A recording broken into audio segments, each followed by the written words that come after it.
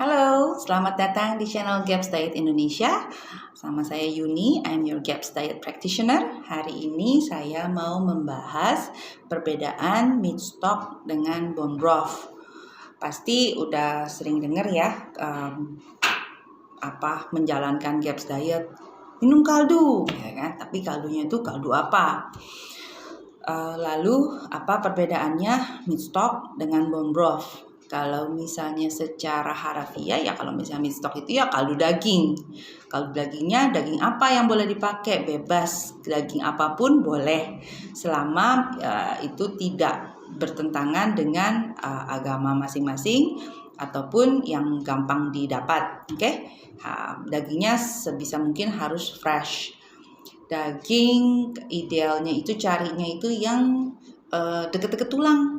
Oke, jadi kalau misalnya meat stock itu bukan hanya 100% daging, tapi juga ada lemaknya, ada yang sendi-sendinya, itu sendi-sendinya karena itu mengandung kolagen.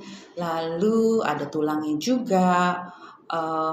Jadi dagingnya lebih banyak, tapi juga ada tulang, dan lain-lain tadi saya sebutkan.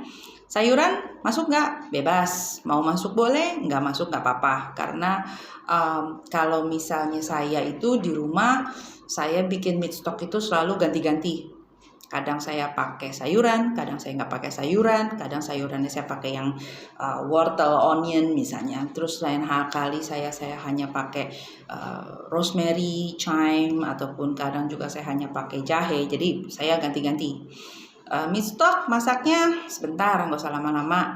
Walau asal dagingnya semakin lama histaminnya akan semakin tinggi dan itu akan menimbulkan masalah baru jika ada yang alergi terhadap histaminnya tinggi. Lalu bone broth cara masaknya lebih lama dan komposisi tulangnya lebih banyak. Komposisi tulangnya lebih banyak. Lalu untuk bone broth itu sebelum direbus, sebelum dimasak, sebelum apapun, bagaimanapun cara memasaknya ya, bisa pakai kompor, bisa pakai slow cooker, itu si tulang itu direndam dengan air sampai menutupi si tulang, lalu dicampurin dengan cuka apel. Fungsinya cuka apel ini untuk apa? Cuka apel ini untuk membantu mengeluarkan semua nutrisi yang ada di dalam tulang. Jadi cuka apel ini untuk membantu mengekstrak nutrisi dalam tulang itu. Sayuran dalam bone broth perlu nggak? Bebas, boleh juga. Karena bone broth itu kalau misalnya kan dia proses masaknya lama ya, paling sedikit itu 24 jam, bahkan ada yang bisa sampai 48 jam. Nah ini kan kalau dimasak terlalu lama rasanya itu akan ya kalau buat saya sih lebih enak meat stock ya daripada bone broth. Makanya kita masukin bumbu, kita masukin sayur-sayuran itu biar untuk menambah rasa umami dari si bone broth tersebut. Di bone broth pakai daging nggak? Boleh pakai daging, tapi biasanya kalau misalnya masaknya udah 24 jam, udah 48 jam, semua sayuran dan dagingnya itu udah nggak perlu dimakan, dibuang saja karena semua nutrisinya sudah pindah ke kuah.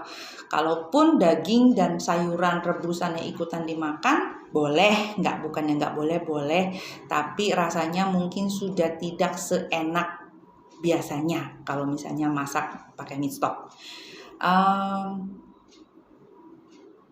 Itu sih, cuma gitu doang bedanya meat stock, bone broth. Kalau misalnya bone broth kadar histaminnya lebih tinggi, jadi kalau untuk die off bisa ada kemungkinan lebih banyak die off ketika masuk bone broth. Jadi ya itu saja yang perlu diperhatikan. Baik, demikian tips saya hari ini. Jangan lupa untuk subscribe agar jika nanti saya upload video baru, tips baru, cerita Gaps Hero, apapun itu, Anda langsung dapat notifnya. Terima kasih. Sampai jumpa. Bye.